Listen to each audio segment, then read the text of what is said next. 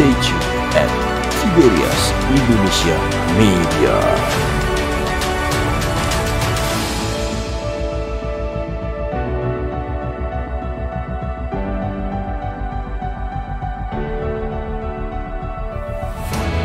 Haleluya. Kami bersyukur Tuhan Yesus, kasih-Mu, kemurahan-Mu berlimpah bagi kami pagi ini. Kami berkumpul memuji dan memuliakan nama-Mu baik di gereja Tiberias Gading Nias maupun di rumah kami masing-masing. Dan hadirat-Mu ada bersama dengan kami. Kami siap ya Tuhan untuk duduk diam di bawah kaki-Mu, dengar firman-Mu, urapi hamba-Mu, urapan yang baru atas setiap kami. Urapi hamba-Mu dengan urapan Roh Kudus-Mu dan teguhkan setiap firman dengan tanda kuasa dan mujizat. Terlebih pagi ini ya Tuhan, kami akan bersatu dengan tubuh darah Yesus. Kami percaya pagi ini yang sakit disembuhkan, yang terikat dilepaskan, setiap gok dan belenggu dipatahkan. Berfirmanlah ya Tuhan, kami siap untuk mendengarkan. Dalam nama Yesus kami berdoa, haleluya. Yang percaya katakan amin, haleluya. Silakan duduk saudaraku yang terkasih, shalom. Selamat pagi, sukacita bersama dengan setiap saudara di Tiberias Gading Nias maupun di live streaming di rumah masing-masing. Berkat kasih perkenanan Tuhan atas setiap kita. Saya mengajak kita untuk buka firman Tuhan. Ada satu ayat firman Tuhan yang menarik hati saya di Matius 23 ayatnya yang ke-15. Matius pasalnya yang ke-23, kita lihat firman Tuhan ayatnya yang ke-15. Satu firman Tuhan yang menarik, yang saya baca dan saya renungkan dan tidak bisa move on dari ayat ini karena menarik sekali, di mana Yesus berkata kepada ahli Taurat dan orang Farisi, celakalah kamu, hai ahli-ahli Taurat dan orang-orang Farisi, hai kamu orang-orang munafik, sebab kamu mengarungi lautan dan menjelajah daratan untuk mentobatkan satu orang saja menjadi penganut agamamu. Dan sesudah ia bertobat, kamu menjadikan dia apa saudara? Orang neraka yang 2 kali lebih jahat daripada kamu sendiri. Ini satu ayat yang menarik karena ada orang yang bertobat tapi ke neraka. Bertobat tanda kutip. Ini bertobat yang membawa ke neraka. Ada orang yang bertobat tapi justru tidak ke surga. Dan menarik bahwa kata pertobatan dan kata neraka itu berada dalam satu kalimat yang sama. Itu sangat paradoks, sangat bertentangan. Tapi di dunia ini ada orang-orang neraka. Ada orang-orang yang penuh dengan pembenaran diri sendiri. Dan Yesus menyebut orang-orang tersebut sebagai orang neraka. Dan itu judul khotbah saya hari ini, orang neraka. Dan kita mau selidiki saudara, apa itu orang neraka? Berdasarkan ayat yang tadi kita baca, orang neraka. Pernah nggak Yesus bilang kepada pelacur dan pemungut cukai, mereka orang neraka? Ada atau tidak saudara? Pernah nggak Yesus bilang kepada pelacur dan pemungut cukai, celakalah kalian? Pernah nggak Yesus bilang kepada pelacur dan pemungut cukai, kamu keturunan ular beludak, kamu ular-ular, dan mengecam? Tidak. Perkataan-perkataan Yesus yang paling pedas dan paling tega itu ditujukan kepada orang Farisi dan ahli Taurat. Itu orang-orang yang tanda kutip ya, merasa diri mereka bertobat. Tapi ada pertobatan yang salah, ada pertobatan yang tidak lewat salib pertobatannya. Ya, tapi pertobatannya lewat pembenaran diri sendiri. Yesus berkata bahwa ia adalah jalan, kebenaran, dan hidup. Tidak ada seorang pun yang dapat datang kepada Bapa tanpa melalui aku. Dia adalah jalannya yang berdasarkan kebenaran dan yang menuju kepada hidup. Itu kenapa saya katakan saudara, ya, bahwa orang mustahil untuk bisa baik kalau dia tidak tahu bahwa dia orang berdosa.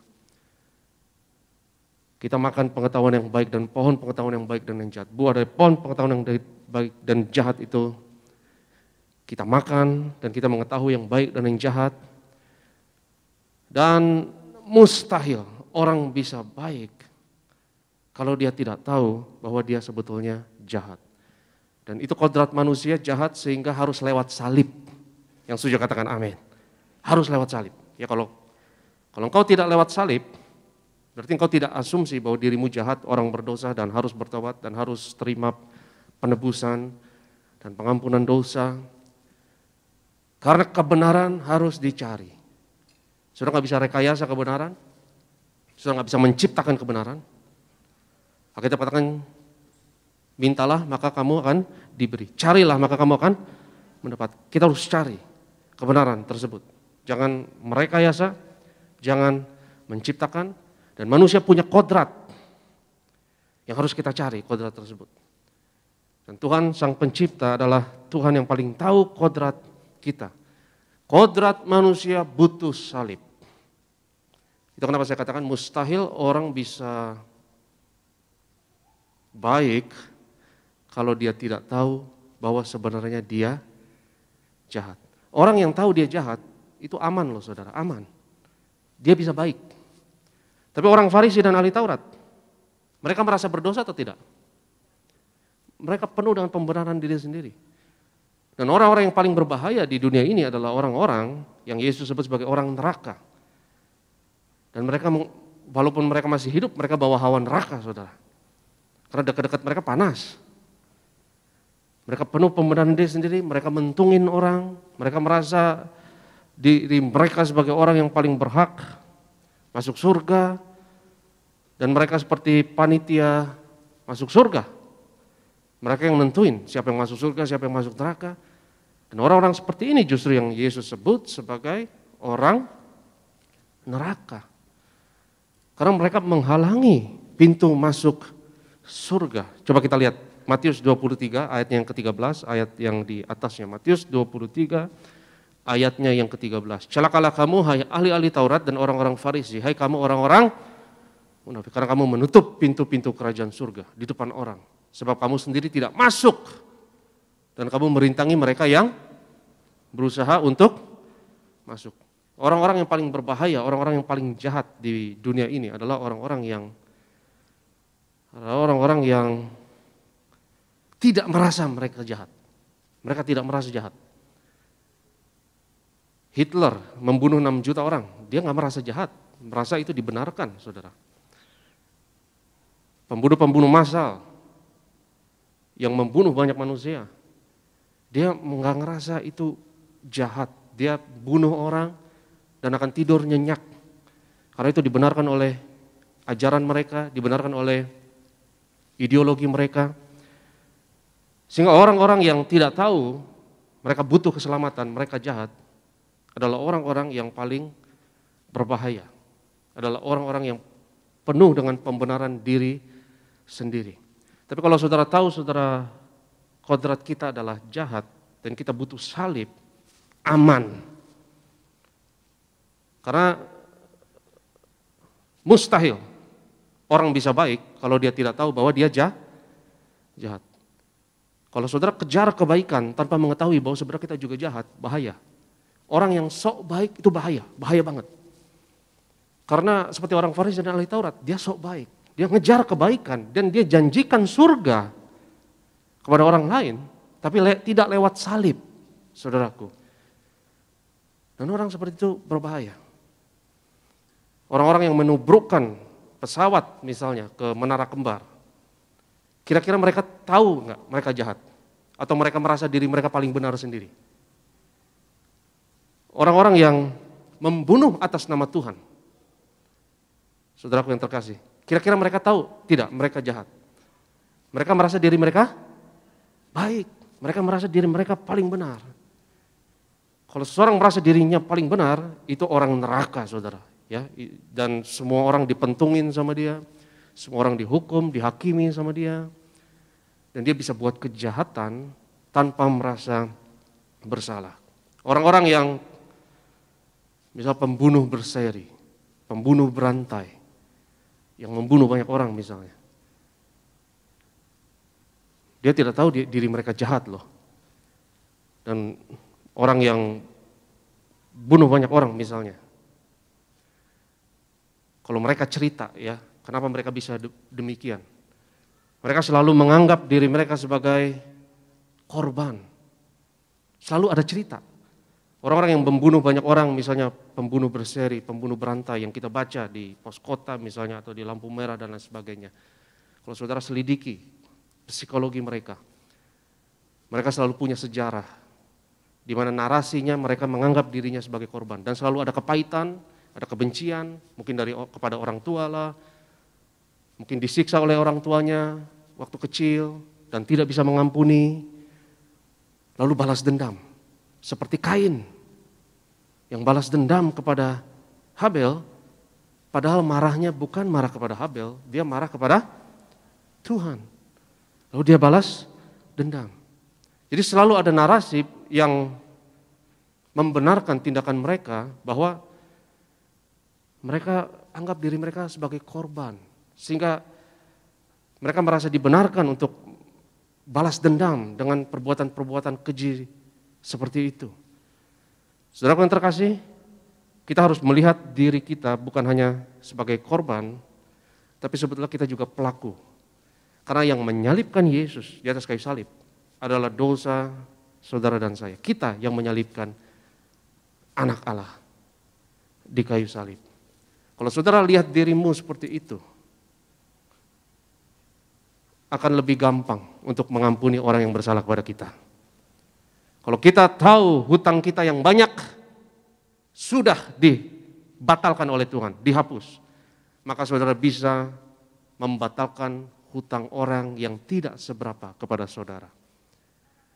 Karena saudaraku, kalau kita tidak mengampuni, kita juga akan menjadi monster yang kita tidak suka tersebut. Seorang yang tidak mengampuni orang tuanya misalnya, akhirnya kalau dia jadi orang tua, dia juga akan sadis, sama seperti bagaimana diperlakukan oleh orang tuanya kalau dia tidak mengampuni. Betul tidak saudara? Karena dia tidak mengampuni. Dan dia akan bawa kejahatan itu, kepahitan itu dia akan teruskan, ketika dia jadi orang tua, dia akan teruskan kepada anaknya. Kalau engkau tidak mengampuni bosmu misalnya, atasanmu, saat kau menjadi bos, kau akan jahat juga sama anak buah. Kalau engkau tidak mengampuni, engkau akan teruskan, engkau akan terus bawa kejahatan tersebut. Itu kenapa saya katakan sekali lagi saudaraku, orang yang tidak tahu diri mereka jahat sebenarnya, nggak bisa baik, nggak bisa baik. Kunci untuk saudara jadi baik, saudara harus tahu saudara jahat, saudara butuh salib Yesus, saudara butuh darah Yesus, saudara butuh penebusan, aman, saudara bisa baik. Saudara hanya bisa baik kalau saudara tahu saudara jahat. Kalau saudara tidak tahu bahwa sebenarnya kita ini jahat, percayalah kita tidak tahu siapa diri kita sebenarnya. Dan kalau kita lihat terang Injil dan kita lihat diri kita sebenarnya, baru kita bersyukur hutang kita yang banyak, yang mustahil terbayarkan itu sudah lunas oleh darah Yesus. Baru kau bisa mengampuni. Ya, karena orang yang baik, tapi dia tahu dia jahat, dia diampuni dan dibenarkan oleh darah Yesus, itu beda saudara. Dia tidak penuh dengan pembenaran diri sendiri. Dan orang yang penuh dengan pembenaran diri sendiri, seperti orang Farisi dan ahli-ahli Taurat, itu berbahaya. Dia mau jadi baik, tapi dia tidak tahu dia jahat. Justru dia jadi monster. Dia jadi jahat. Dan saudaraku, Yesus berkata, setiap orang yang mau mengikut aku, dia harus menyangkal dirinya. Sangkal diri, pikul salib. Ya, jangan percaya dirimu. Jangan percaya manusia. Terkutuklah orang yang mengandalkan manusia. Terkutuklah orang yang percaya kepada. Jangan percaya sama diri kita. Jangan asumsi dirimu baik. Ya, jangan percaya sama dirimu. Engkau harus sangkal diri, pikul salib. Dan pikul salib artinya kita harus mengakui seperti Yesus menanggung dosa seluruh dunia. Pikul salib artinya dosa seluruh dunia ada pada pundak setiap individu. Dosa seluruh dunia ini ada setiap pundak pribadi lepas pribadi. Dan sebetulnya saudara, saya yakin kenyataan yang benar adalah itu betul. Itu betul. Kejahatan semua orang di dunia ini adalah tanggung jawab kita semua. Saya tidak peduli engkau tidak buat dosa tersebut, walaupun dibuat oleh orang lain. Tapi itu tanggung jawab setiap kita. Kenapa? Karena kita semua manusia. Dan kalau manusia bisa buat dosa dan kejahatan apapun yang dibuat oleh manusia, saudara dan saya juga bisa buat. Karena kita adalah manusia. Semua kejahatan yang dibuat oleh Hitler, Saddam Hussein, dan mereka bukan setan, mereka manusia. Walaupun pelakuannya kayak setan, saudara. Tapi tetap manusia. Dan kalau mereka bisa buat kejahatan keji seperti itu, jangan asumsi engkau tidak dapat melakukan. Kita bisa lakukannya, karena kita manusia. Dan kita harus mengakui itu. Kalau kita akui itu, kita diselamatkan. Karena mereka yang mengaku dosa, diselamatkan. Diampuni dosanya. Dan saudara yang terkasih, semua kejahatan yang ada di dunia ini mampu dilakukan oleh semua manusia. Dan mungkin kita berpikir, mana mungkin saya lakukan, kayaknya nggak mungkin deh, saya sejahat itu tuh nggak mungkin kayaknya. Saudara belum mengenal dirimu. Ya, saya hidup dengan diri saya selama 43 tahun, saya hidup dengan diri saya. Tapi bukan berarti saya tahu siapa saya, kodrat saya. Itu harus dicari. Berbagai orang lapar dan haus akan kebenaran, mereka akan dipuaskan. Kita harus cari kebenaran tersebut. Itu kenapa saya katakan, orang yang tahu ada monster di dalam dirinya itu aman. Kalau dia ngaku dosa, aman. Ya, saudara bisa baik. Kalau saudara tahu dasarnya kita jahat, kita butuh keselamatan. Kau bisa baik. Tapi kalau orang tidak tahu dia jahat, dia mau kejar kebaikan, bahaya. Yang dia bawa kebinasaan dan kehancuran. Karena dia mau baik, tapi mau tidak lewat salib. Dan Yesus berkata, mustahil. Barang siapa datang kepada Bapa harus melalui salib, harus melalui Yesus. Ya. Karena kodrat dari manusia, saudara harus sadar hal ini. Ya, itu adalah jahat. Saya tidak peduli saudara imut-imut. Saya tidak peduli ya betapa baik engkau menganggap dirimu. Tapi kodrat manusia sebenarnya kalau kita lihat dalam kedalaman jiwa kita yang paling dalam, semua manusia punya sisi gelap, semua manusia punya sisi monster yang mereka takut untuk akui. Tapi kalau engkau mengakui bahwa engkau orang berdosa, engkau mengakui bahwa engkaulah dan saya dan dosa kita yang membawa anak Allah kepada salib, maka haleluya, engkau diselamatkan. Engkau bukan orang neraka, engkau warga kerajaan surga. Dan engkau bawa berkat di bumi ini. Seperti yang saya katakan, ya kita belum tahu diri kita sebenarnya, ya dan seberapa besar kapasitas kejahatan yang dapat kita lakukan. Tapi semua kita ada monster di dalam kita, ada manusia lama, ada daging yang harus disalibkan dalam setiap kita. Dan kalau saudara tidak percaya, ya lihat diri kita, ya tanya diri kita sendiri. Cari kebenaran. Tanya kepada dirimu sendiri, konsultasi kepada dirimu sendiri. Ya saya mau tanya sama saudara, ya misalnya saya mau tanya, jawab saja dalam hati. Jujur. Jujur dalam hati, enggak usah verbal, dalam hati dijawab. Kapan terakhir saudara sakit hati? Mungkin minggu lalu, mungkin kemarin. Kapan engkau sakit hati, engkau marah sama seseorang? Bayangkan di dalam hati aja, enggak usah diomongin. Ya. Kapan saudara benci sama orang, sakit hati, untuk alasan apapun, ya mungkin di jalan, mobilmu disalip, ya, atau motormu lecet, diserempet dan lain sebagainya, apapun alasannya, saya mau tanya sama saudara, kapan terakhir kali engkau sakit hati, kapan terakhir kali engkau marah sama orang, dan lain sebagainya. Udah? Pasti nggak usah jaim. Saya nggak peduli saudara, seberapa saudara, saya nggak peduli engkau bahasa roh tiap hari pun gue nggak peduli. Ya. Kita semua pasti ada, ya mungkin minggu lalu, kapan terakhir kali engkau sakit hati? Satu. Kedua, ketika engkau sakit hati tersebut, ketika engkau ada kebencian dan marah sama orang misalnya, Apa yang ada di imajinasimu? Apa yang ada di fantasimu? Tanya dirimu sendiri. Apa yang kau bayangkan? Yang puji Tuhan kau tidak lakukan. Karena kalau kau lakukan masuk penjara, ya kan? Ya nggak usah dijawab, tapi dalam hati saja. Saya yakin kalau fantasimu yang paling gelap, yang paling dalam itu diputar di layar, itu film horor 21 tahun ke atas nggak lolos sensor, saudara.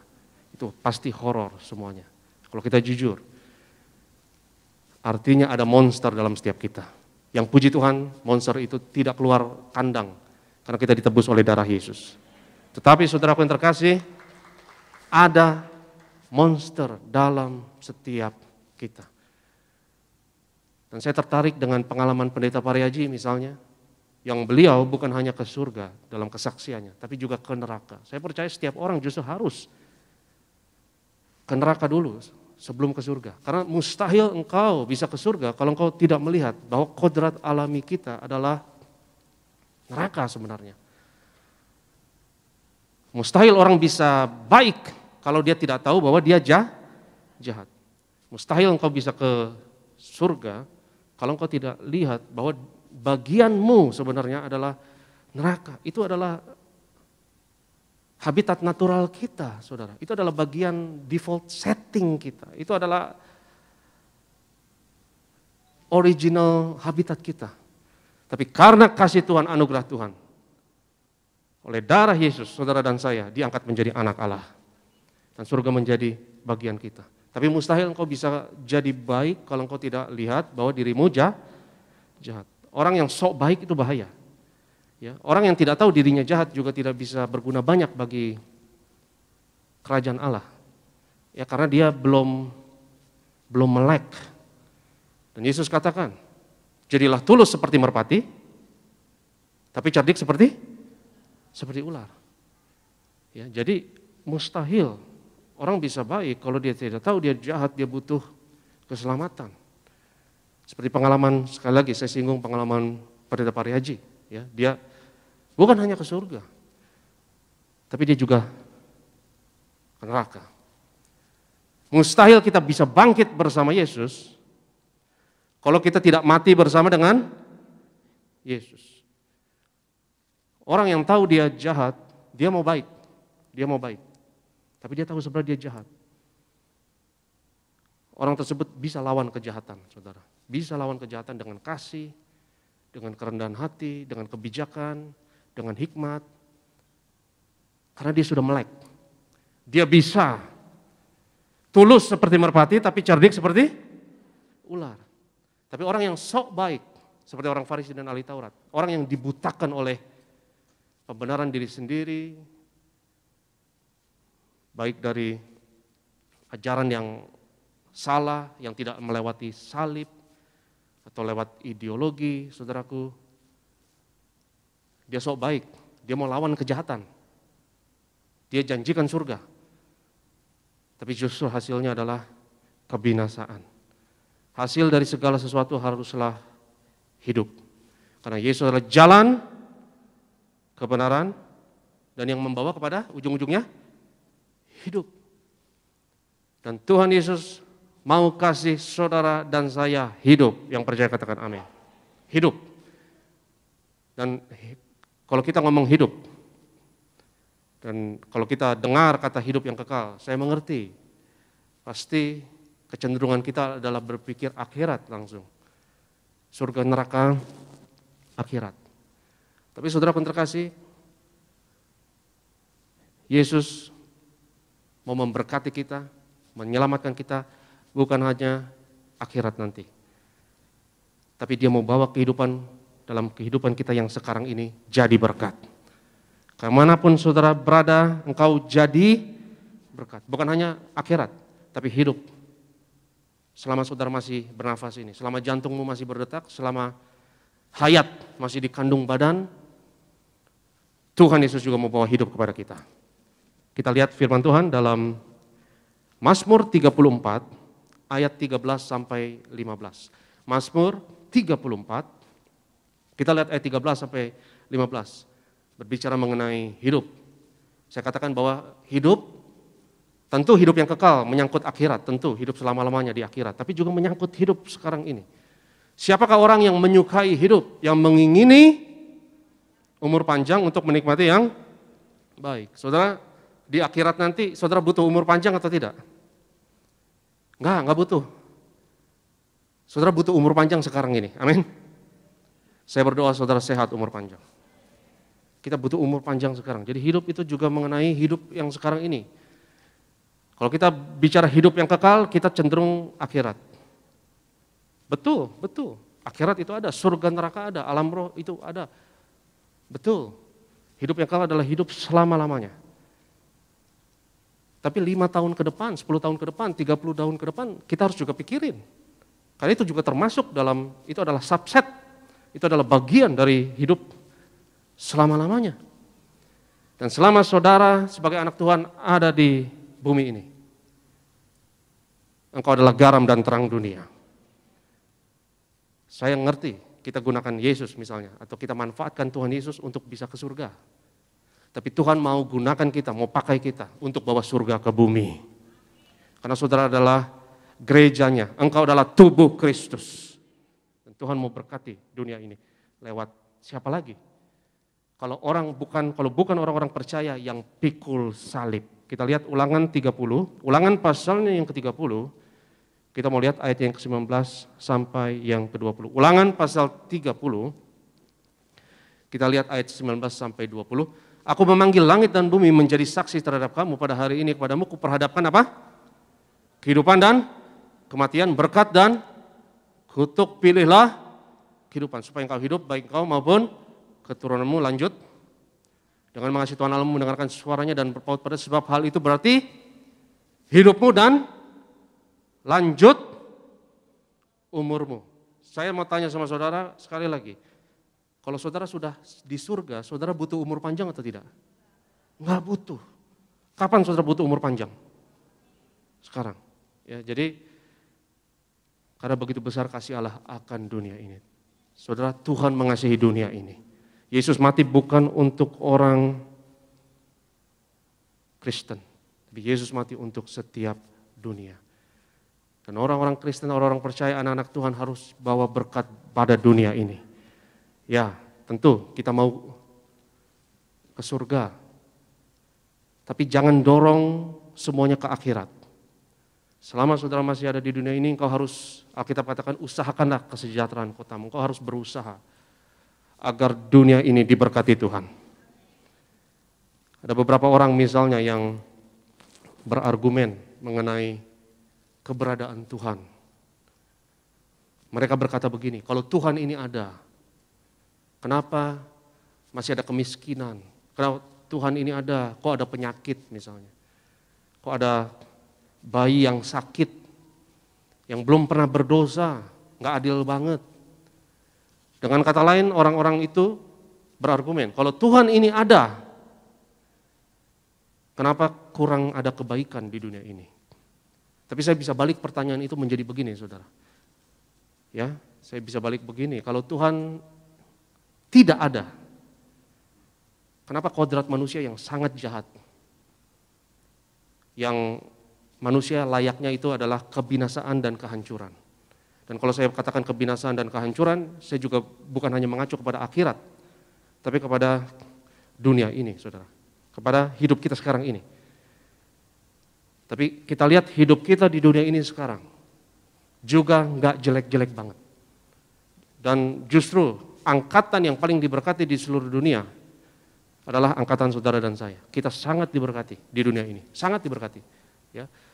Sekarang listrik nyala, lampu nyala, ratusan orang bisa berkumpul dengan damai di gedung ini, dan kita tidak bacok-bacokan di sini, saudara. Itu mujizat loh, itu mujizat. Karena kalau saudara lihat sejarah itu berdarah-darah selalu. Kelaparan itu lumrah dalam sejarah, saudara. Sekarang di dunia ini sekarang tidak ada kelaparan kecuali di tempat-tempat yang ada konflik militer. Artinya gara-gara manusianya juga, betul? Itu gara-gara manusianya juga yang cari gara-gara. Tidak ada kelaparan di dunia ini sekarang. Kecuali di tempat-tempat yang ada konflik militer, yang ada perang. Di dunia ini sekarang, saudaraku, Lebih banyak orang yang kegendutan daripada kelaparan. Lebih banyak orang yang obesitas daripada kelaparan. Dan obesitas itu juga masalah. Tapi sekarang saya mau tanya saudara, saudara pilih mana? Pilih masalah yang mana? Dua-duanya masalah. Pilih kelaparan atau obesitas? Mana yang lebih mending? Karena kalau kelaparan lu mati. Tapi obesitas lu bisa diet lah. Ya lu bisa ubah gaya hidup. Dan saudara yang terkasih ya, kita adalah angkatan yang paling diberkati. 200 tahun yang lalu, nggak lama, 200 tahun itu nggak lama dari sudut pandang sejarah, itu baru kemarin saudara. 85% orang hidup di bawah garis kemiskinan.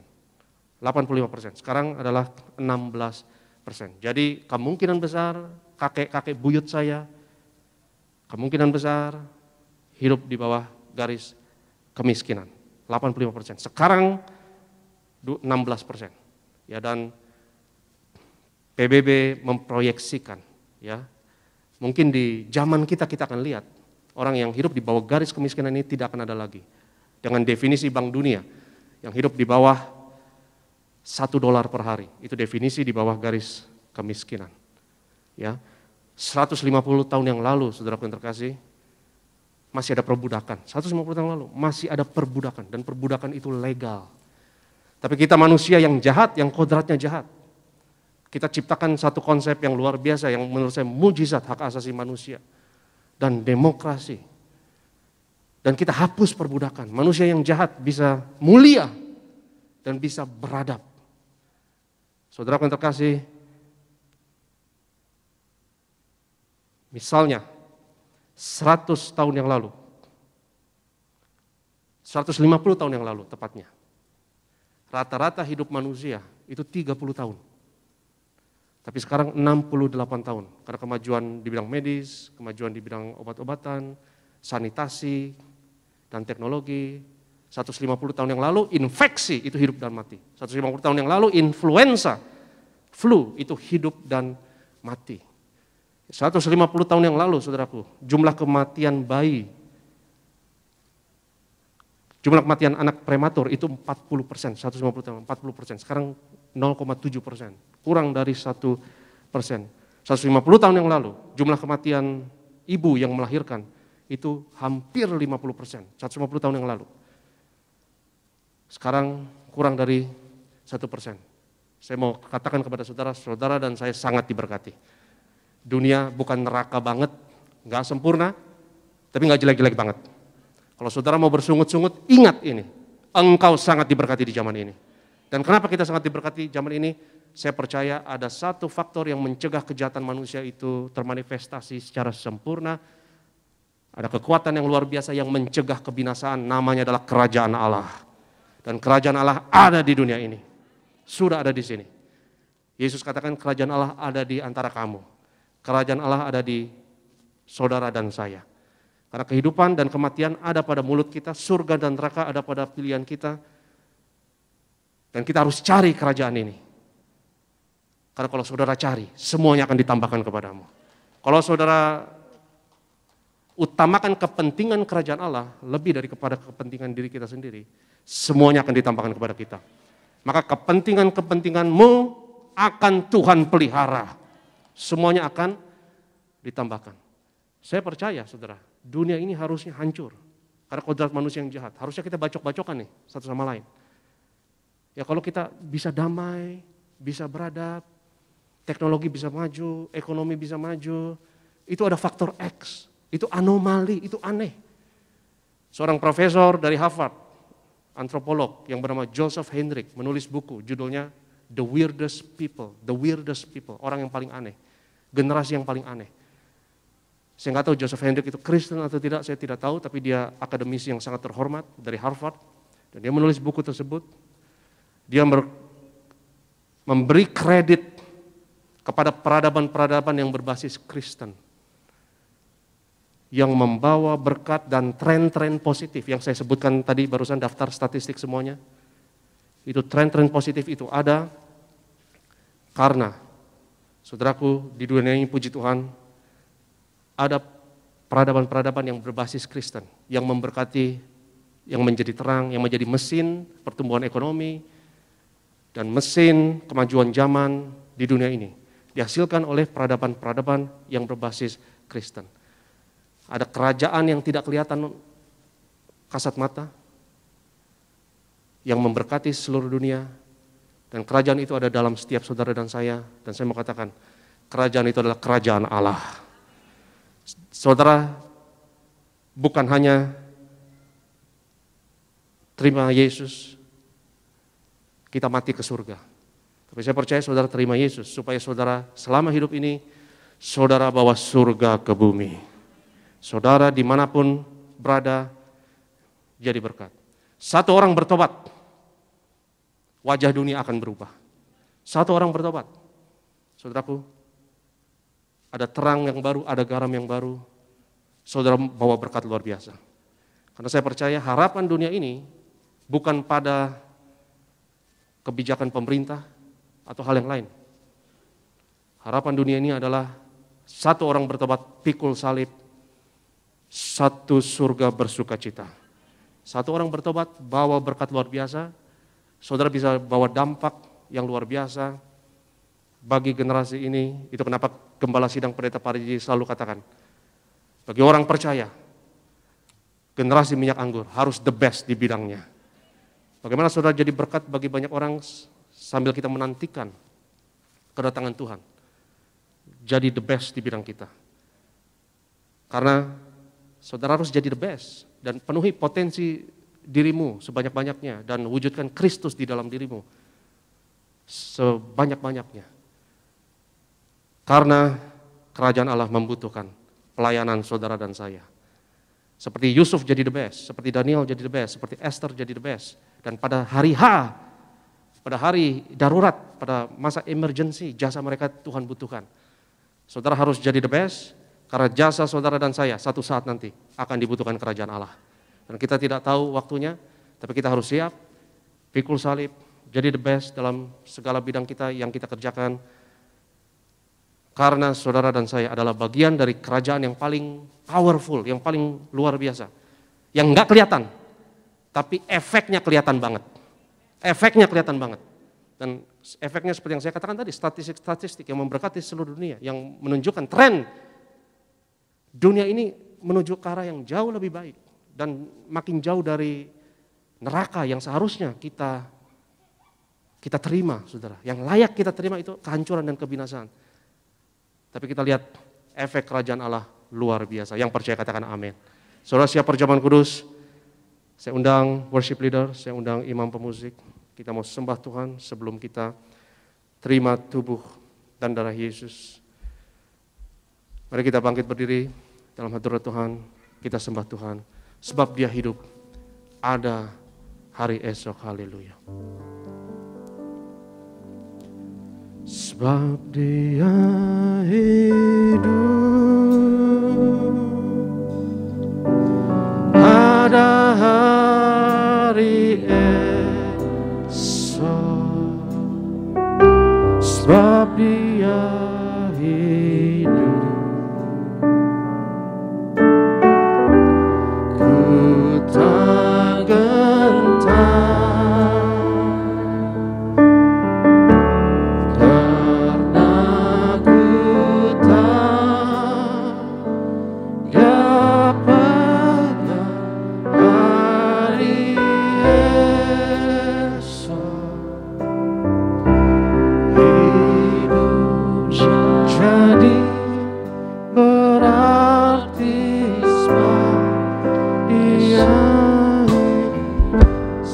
Yesus hidup. Angkat tanganmu, katakan, sebab Yesus hidup, ada hari esok. Sebab Yesus hidup,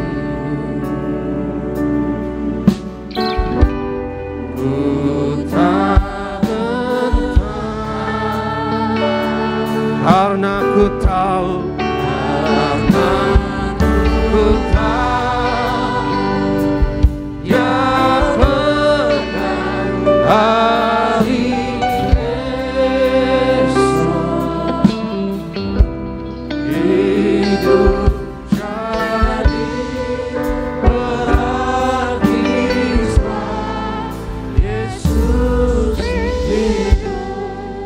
musik mengiringi dengan lembut kita dalam hadirat Tuhan. Saudaraku yang terkasih, Yesus adalah jalan, kebenaran, dan hidup. Siapa yang menyukai kehidupan? Siapa yang mencintai kehidupan? Alkitab katakan, dia menjaga mulutnya dari kejahatan dan mencari kebenaran. Kalau saudara mau cari kehidupan, kita harus mencari kebenaran. Karena ia adalah jalan, kebenaran, dan hidup. Dan Tuhan mau memberi kepada kita hidup yang kekal ini. Bukan hanya untuk akhirat, tapi saya percaya untuk hidup di dunia ini. Supaya lanjut umurmu, dan supaya lanjut umur keturunanmu. Supaya yang terbaik boleh kita terima di generasi kita, tapi juga di generasi yang akan datang. Karena hanya kerajaan Allah saja yang mampu menahan kekuatan musuh, kebinasaan. Kerajaan Allah, gereja Tuhan, yang alam maut tidak menguasainya. Itu sudah ada dan bawa berkat luar biasa, dan di mana saudara dan saya yang percaya adalah bagian di dalamnya. Dan manusia harus sangkal diri dan ikut Yesus dan pikul salib. Karena mustahil engkau bisa baik, mustahil kalau engkau tidak tahu engkau jahat dan datang kepada salib. Baru engkau bisa baik. Karena kalau engkau kejar kebaikan dan engkau lewati salib, engkau tidak mau melewati salib, maka kebinasaan yang akan dituai. Maka engkau tidak akan menjadi baik, justru akan menjadi monster. Monster yang kita hindari, yang kita benci. Kita akan menjadi hal tersebut kalau kita tidak mengakui bahwa kita berdosa dan datang kepada salib Yesus. Saudaraku yang terkasih, kalau kita tahu kita diampuni sebegitu banyak, maka baru kita bisa mengasihi orang lain. Baru kita bisa berkorban bagi orang lain. Baru kita bisa mengampuni orang lain. Pada hari ini, saat ini saudara yang terkasih, mungkin kau mengalami dalam hatimu kepahitan. Mungkin ada kesalahan orang lain yang kau simpan yang kau belum ampuni. Kalau kita tidak ampuni orang lain, maka kita akan bawa kejahatan dan kepahitan itu kita akan teruskan kepada orang lain. Kalau engkau menganggap dirimu hanya sebagai korban, maka engkau akan menghakimi orang lain. Tapi lihat dirimu, engkau butuh keselamatan. Bahwa segala dosamu dan kodrat manusia lama sudah disalibkan dan diampuni di salib Yesus. Baru engkau dapat mengampuni orang yang bersalah kepadamu. Hari ini saudara yang terkasih, kalau ada kepahitan, ada dendam, ada amarah yang belum engkau ampuni untuk orang lain, sekaranglah saatnya. Dan jika engkau berkata dalam hatimu, saya mau melepaskan pengampunan, sebab hutang saya yang tak terbayarkan Tuhan sudah lunaskan. Dan hutang orang lain saya juga akan batalkan. Jika itu dirimu, angkat tanganmu tinggi-tinggi dan saya akan berdoa untuk saudara. Saya tidak tahu kepahitan dan siapa yang kita masih menyimpan dendam misalnya, atau amarah. Kalau saudara angkat tangan saat ini, lepaskan pengampunan.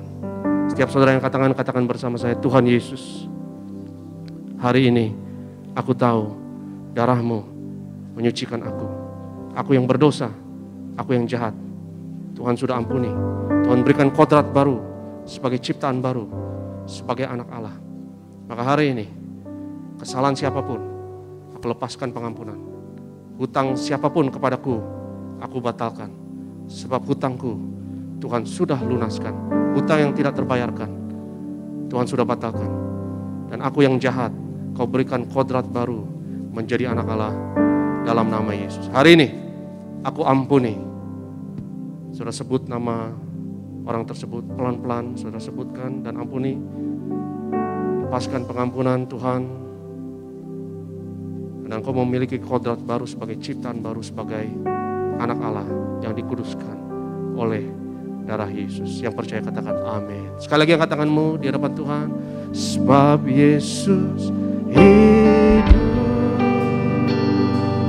Ada hari Yesus, ada hari Yesus. Sebab Yesus hidup, sebab Yesus hidup. Ku tak gentar,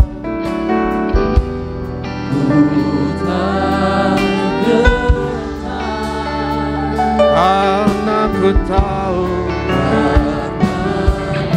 ku tahu Dia pernah dari besok hidup jadi berarti sebab Yesus. Hidup jadi berarti sebab Yesus. Lebih sungguh lagi angkat tanganmu, angkat hatimu, sebab Yesus hidup. Sebab Yesus hidup. Ada hari esok, Ada hari esok. sebab Yesus hidup. Sebab Yesus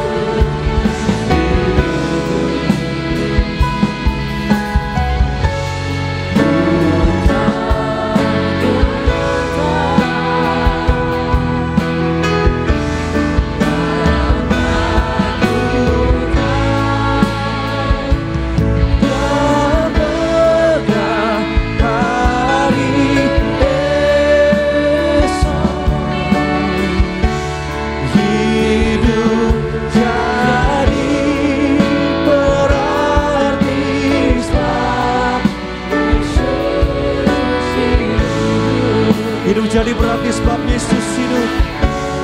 Hidup jadi berarti sebab Yesus hidup. Sekali lagi sama-sama, hidup kami jadi berarti sebab Yesus hidup. Hidup jadi berarti sebab Yesus hidup. Kita boleh kasih tepuk tangan di atas kepala kita paling meriah buat Tuhan Yesus. Kita satu dalam doa. Kami mengucap syukur, kami berterima kasih benar Tuhan bahwa hidup kami menjadi berarti Tuhan. Karena Engkau yang telah hidup bagi setiap kami, Engkau yang telah mati bagi setiap kami, Engkau yang telah bangkit bagi setiap kami. Kami sangat mengucap syukur, berterima kasih buat firman Tuhan yang telah Tuhan taburkan bagi setiap kami. Kami percaya bahwa agar setiap kata kalimat firman Tuhan tidak akan pernah kembali dengan sia-sia. Tapi kami percaya memberikan kekuatan, memberikan harapan yang baru bagi setiap kami. Sehingga kami bukan hanya jadi pendengar akan firman Tuhan, tapi kami percaya kami juga dapat menjadi pelaku akan firman Tuhan. Menjadi terang, menjadi garam bagi banyak orang. Terima kasih Tuhan Yesus, terima kasih Roh Kudus. Kami sangat mengucap syukur dan kami sangat berterima kasih Tuhan atas firman Tuhan bagi setiap kami.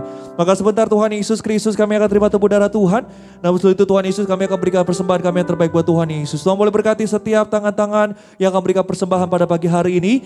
Tuhan berkati pekerjaan, usaha di sekolah kuliah. Tuhan yang berkati dengan luar biasa. Bahkan Tuhan yang ketika 30, 60, bahkan 100 kali lipat ganda. Terima kasih Tuhan Yesus, terima kasih Roh Kudus. Kami siap beri yang terbaik buat Tuhan Yesus. Hanya di dalam satu nama yang penuh kuasa, satu nama yang penuh mujizat, dalam nama Tuhan Yesus kami telah berdoa dan mengucap syukur. Yang percaya, yang siap beri yang terbaik buat Tuhan Yesus, sama-sama kita boleh katakan amin. Kita berikan tepuk tangan sekali lagi sorak-sorak yang paling meriah buat Tuhan Yesus. Tubuhmu dan darahmu tercurah bagi menyucikan,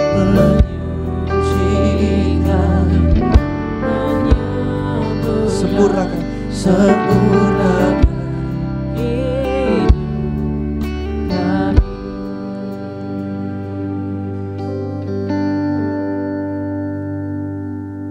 Mari kita satu di dalam doa. Kami bersyukur Tuhan Yesus untuk karya keselamatan yang Kau kerjakan.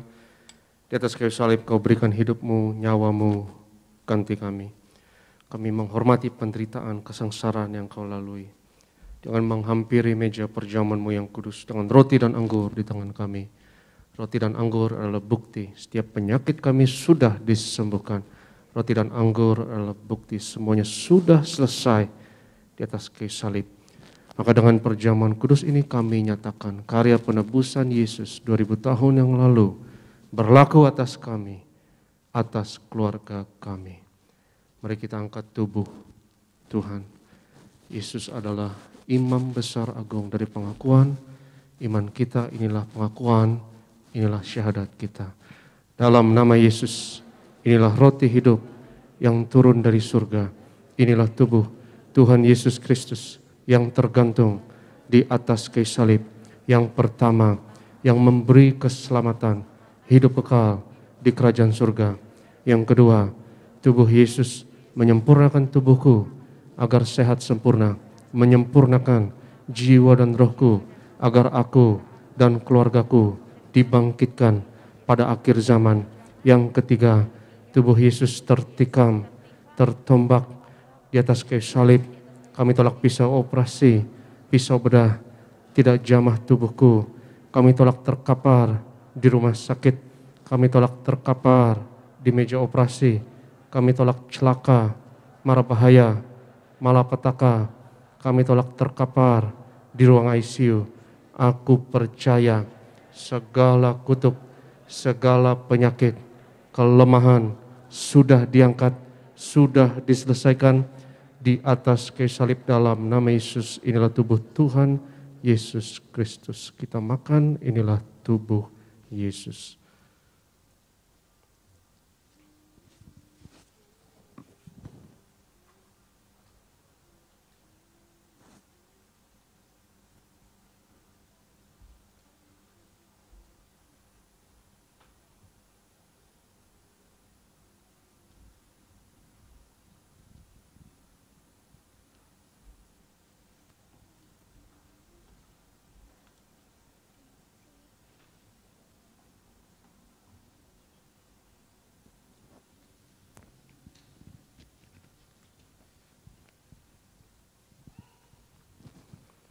Sudah itu Yesus mengangkat cawan, mengucap syukur atasnya seraya berkata, ambillah dan minumlah. Inilah darahku, darah perjanjian baru yang ditumpahkan untuk pengampunan dosa. Mari kita angkat cawan Tuhan. Dalam nama Yesus, inilah darah Tuhan Yesus Kristus yang tercurah di atas kayu salib sebagai perjanjian yang baru dan yang kekal. Yang pertama, yang memberi pengampunan atas segala dosa, kesalahan kami. Kami janji bertobat, kami tolak setan dan segala perbuatannya, keluarga kami, keluarga yang kudus. Kami tolak perzinahan, kami tolak poligami, jauhkan dari perceraian. Yang kedua, darah Yesus menyucikan, menguduskan kami. Kami termeterai sebagai warga kerajaan surga. Kami doa punya rumah di bumi dan di sorga. Yang ketiga, oleh darah Yesus, oleh bilur Yesus, dari ujung rambut sampai ujung kaki, aku sehat, aku sembuh, penglihatan sempurna. Kami tolak katarak, kebutaan, pendengaran sempurna.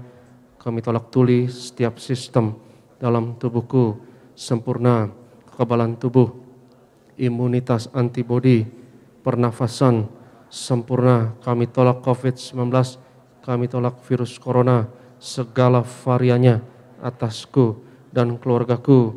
Dalam nama Yesus, peredaran darah, pencernaan, syaraf, sempurna. Darahku tahir oleh darah Yesus. Kami tolak benjolan apapun, kami tolak kistemium, kami tolak kanker tumor, kami tolak diabetes, hepatitis, kami tolak asam urat, kolesterol tinggi, kami tolak asam lambung berlebih, kami tolak cuci darah dalam nama Yesus. Sebut sakitmu masing-masing.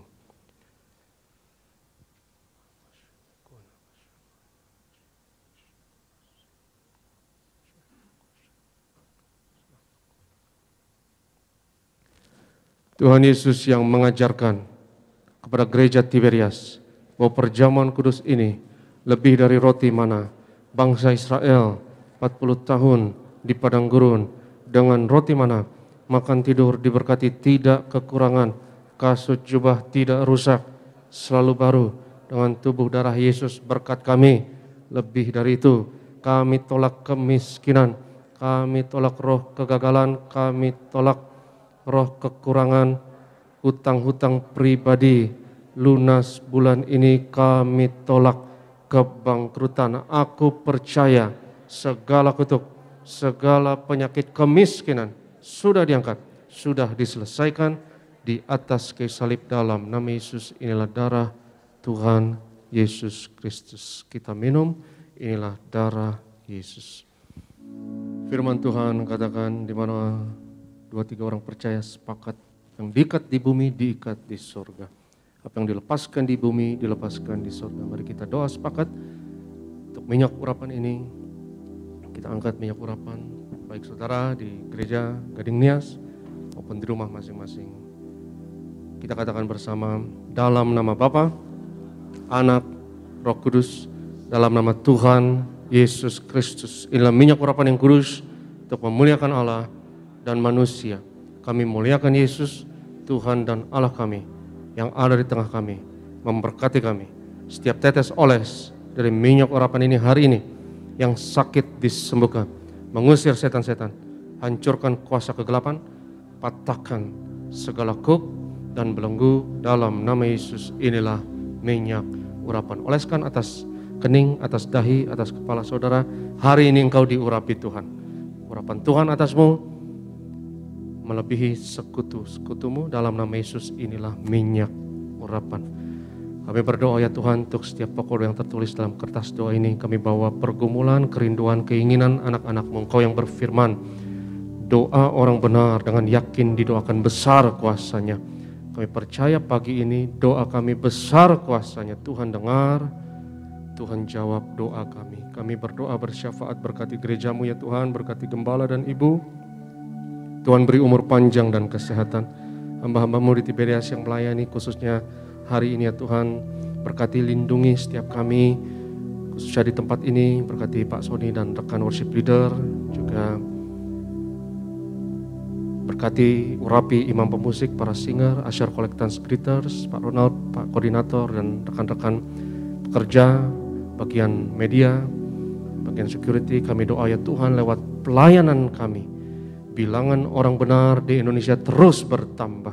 Indonesia penuh kemuliaan Tuhan, dimenangkan untuk tuayan di akhir zaman. Pada akhirnya ya Tuhan, kami akan akhiri ibadah ini, tinggalkan tempat ini, tapi berkat-Mu bagian kami. Berkat martir mengalir dari gembala sidang kepada setiap hamba Tuhan, setiap jemaat yang terkasih. Sebab Tuhan berfirman kepada Musa, ucapkanlah kata berkat ini atas Israel, dan aku akan berkenan untuk menaruh berkat ini atas mereka. Yavarecha Adonai v'yish merecha, Yair Adonai panav elecha v'chun necha, Yisa Adonai panav elecha v'yashem necha Shalom. Tuhan memberkati engkau dan Tuhan melindungi engkau. Tuhan menyinarkan wajahnya atasmu dan memberi kepadamu kasih anugerah. Tuhan menghadapkan wajahnya kepadamu dan memberi bagimu shalomnya, damai sejahteranya untukmu dan anak-anakmu. Yang diberkati Tuhan, sama-sama katakan amin. Selamat hari Minggu, Tuhan Yesus memberkati.